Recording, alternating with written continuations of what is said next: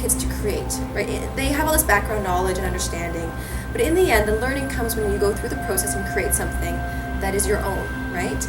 So by having all that background from the workshops, I felt like, okay, here's an opportunity for the kids to create something that is the next layer, the next level, brings their thinking to, you know, what we call level 4 thinking, right? Really creating something that is theirs, right?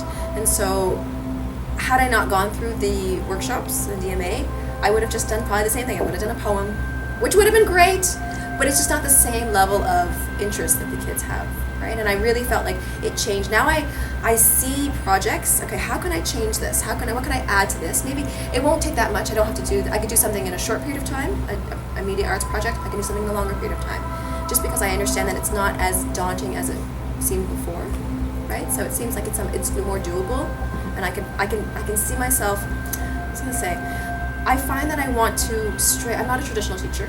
So yes, there's a curriculum that we're supposed to follow, but now I'm kind of like, the kids are really, really interested and involved and engaged when I bring out something like this.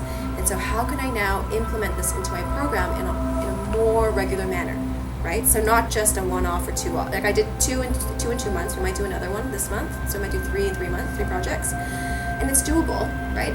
There's a huge time commitment, but I can see how it can be, you know, put into the curriculum all over the place.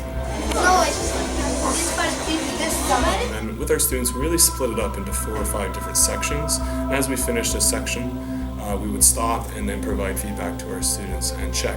So for example, the first step was to do a storyboard.